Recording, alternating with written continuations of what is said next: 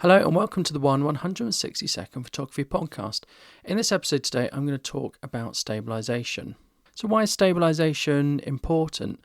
It's important in video and it's important in photography for the following reasons.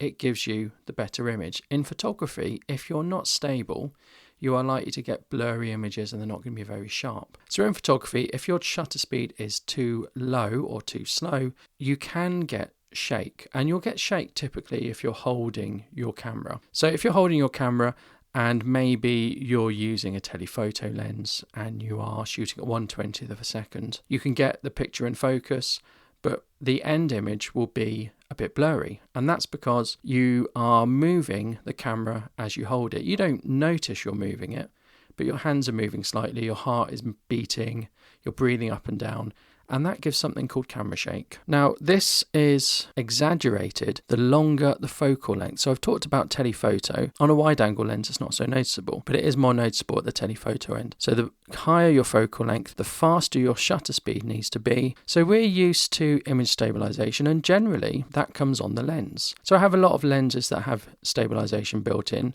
and lenses with stabilization or in-body stabilization, what it does is it gives you a few extra stops of lowering your shutter speed without the blur being noticeable. That's useful on things like landscapes, but it's not very useful on taking pictures of moving subjects or people. While you'll eliminate the blur of you holding the camera, the person will be moving and you will still get blur that way. So if you're taking a landscape image, typically you would have a long exposure because you'll want a large depth of field. So you might put your camera on f11. That might mean you're looking at a shutter speed of a second or over a second, and at those shutter speeds, if you hold it in your hand, you're going to get blur. So typically you would put it on a tripod, maybe a monopod, although tripod is a safer bet, and then that would eliminate the blur. But with image stabilization, you could potentially hold your camera in your hands while you are taking that photo, and you won't be able to see the blur. It will be a sharp image.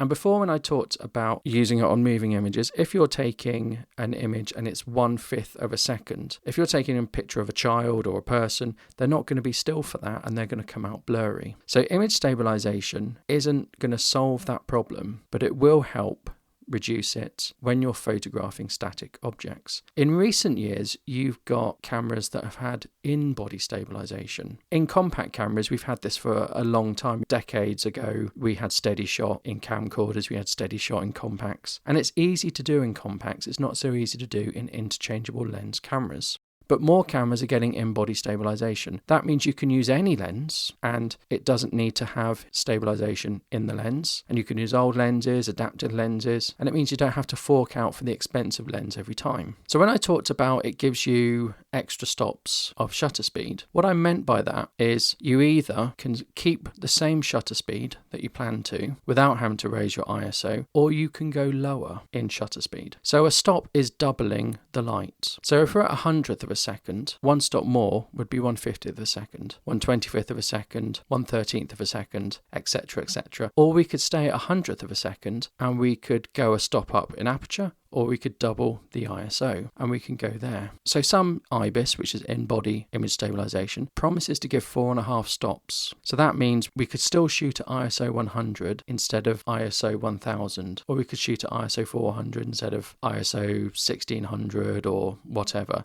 and we can get a cleaner image. So we can use a lower ISO, or we can use a slower shutter speed and therefore capture more light that way without having blur in our images. And stabilization is good and stabilization is helpful, and it means you can leave your tripod at home or your monopod at home, which is great. When you're shooting video, you have a slow shutter speed anyway. Your shutter speed will typically be 1/50th of a second, 1/60th of a second, or maybe a little bit higher, but typically it's going to be 50th or 60th of a second because you're going to double the frame rate. So if you have 25 frames per second, you shoot at 150, 24 frames per second, you shoot at 1/48th of a second or 1/50th of a second, 30 frames per second will be 1/60th of a second. And when you're moving about at that slow shutter speed, you're going to get jitters. As you walk, you're going to get jitters. And really that's where stabilization does the best. So in video, there's two types of stabilization. There is optical and there is electronic. Now, with things like the GoPro 7, that's all done electronically. So each frame is analyzed and a computer algorithm within inside the GoPro in real time works out how to stabilize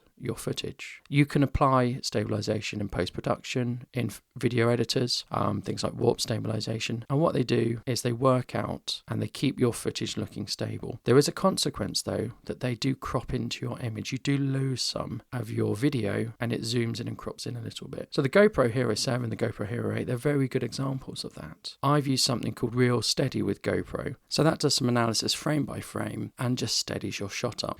Now the Insta360 Go, which I reviewed last week, that has stabilization built in, and again it's electronic. We can't get any optical stabilization into cameras that small, and the form factor sort of suits the digital stabilization as well, because they're generally shooting at high frame rates. That makes it easier for digital stabilization to not only work but look better as well. So the obvious thing for video stabilization is using a gimbal or a Steadicam. Now gimbals I've got some, and I use them mainly for my mobile phone, and the simple reason is that they're easy. It's an electronic thing, it keeps the movement centered, it stops the phone jittering about even when you walk with it, and it's not very difficult to set up. A phone, you just put it in, you turn it on and it works. With a gimbal for a bigger, you've got to balance it. Each time you change your lens, you've got to rebalance it. Each time you put a different camera on, you've got to rebalance it, and it's a lot of hassle. So some cameras that have inbuilt stabilization are very good for video.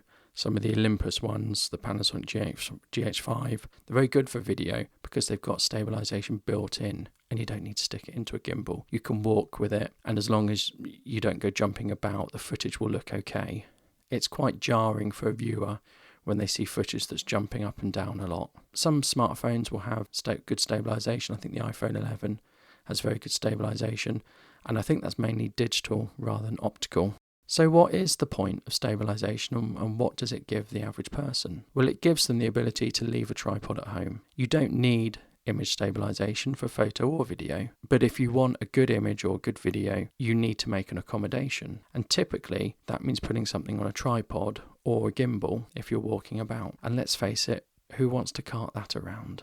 It's much easier and much nicer just to shoot things in your hand rather than using a tripod. I don't think a gimbal would ever be suitable for doing landscape photography, but certainly if I was climbing up a mountain or a hill, I really wouldn't want to be taking a tripod if I could avoid it, even if it was a light tripod. And that's another thing as well. You can take a light monopod, you can take a light tripod. If you're going to the effort of hauling a tripod up a mountain or a hill, you might as well stack things in your favour and take the tripod that's most likely to give you the best results.